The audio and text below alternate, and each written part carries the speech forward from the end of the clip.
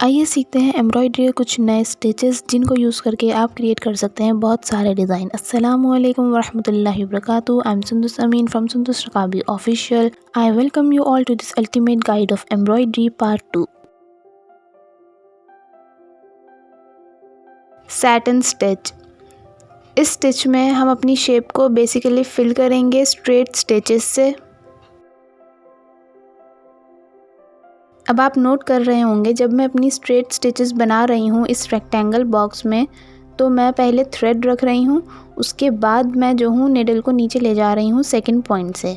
वो इसलिए ताकि हमारी जो स्टिचेस हैं वो बिल्कुल ही स्ट्रेट आएँ। नहीं तो कई बार ऐसा होता है सैटिन स्टिच में हमारी स्टिच स्ट्रेट होने के बजाय टेढ़ी हो जाती है।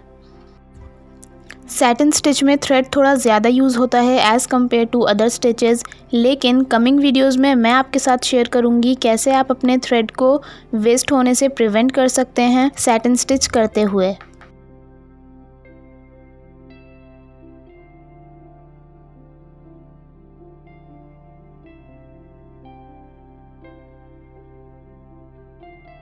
ऑलवेज मेक श्योर कि आप अपनी स्टिच को सिक्योर कर लें वंस यू आर डन।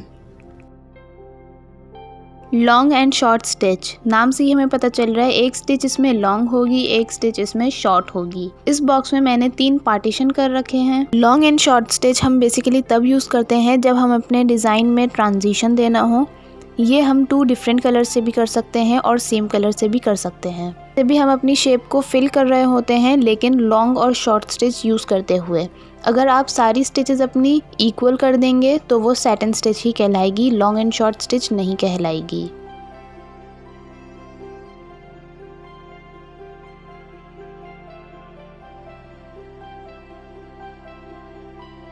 अब मैं यहाँ पे डिफरेंट कलर का थ्रेड यूज़ कर रही हूँ, ग्रीन कलर का, लॉन्ग एंड शॉर्ट स्टिच करने के लिए। लॉन्ग एंड शॉर्ट स्टिच से इस शेप को भी मैं फिल कर दूँगी। उसके बाद आपको पता चल जाएगा किस तरह से हम अपनी शेप में ट्रांजिशन ऐड करते हैं। वाइट थ्रेड को मैंने अलग सिक्योर करा था और ऐसे ही मैं ग्रीन थ्रेड को भी अलग ही सिक्योर करूँगी। जिस भी शेप में आप जितने भी थ्रेड यूज़ करेंगे आपको सबको अलग अलग सिक्योर करना होगा।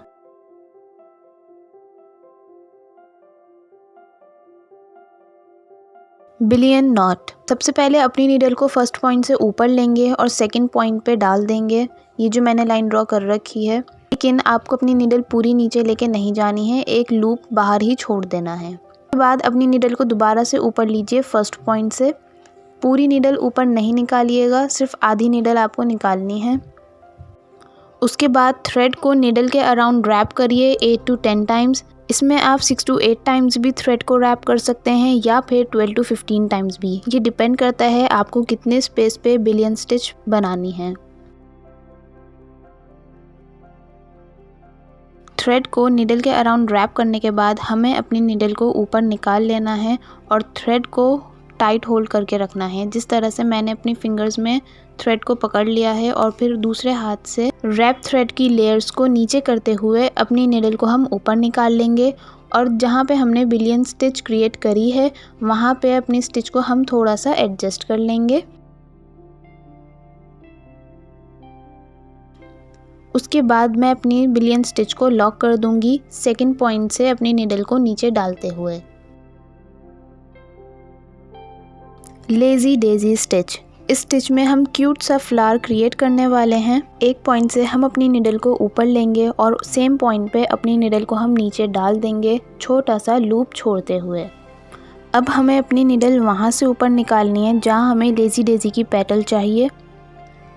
एक पॉइंट से मैंने अपनी नीडल को ऊपर लिया और इस लूप के अंदर से मैं अपनी नीडल निकालूंगी, लूप के बाहर से नहीं निकालूंगी।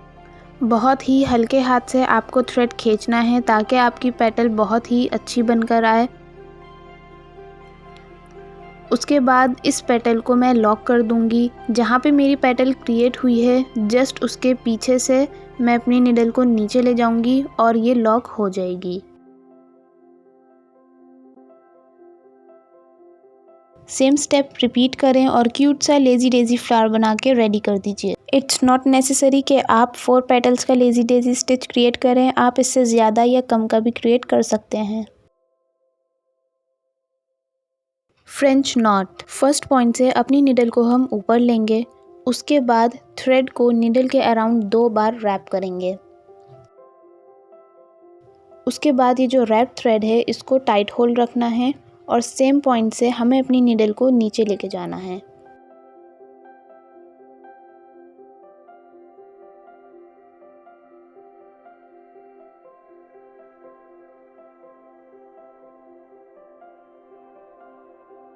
Pistol stitch.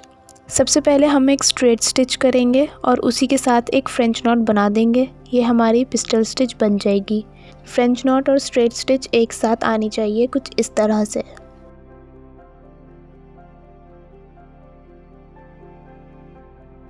एक पॉइंट से अपनी नीडल को हम ऊपर लेंगे और फ्रेंच नॉट वहाँ बनाएंगे जहाँ हमारा सर्कल है। Chain stitch.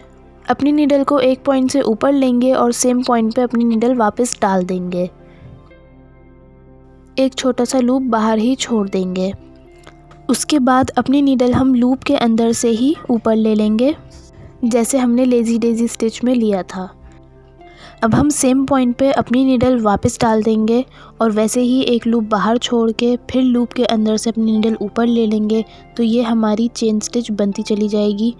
यही 2-3 स्टेप्स को आप फॉलो करके पूरी चेन स्टिच बना सकते हैं।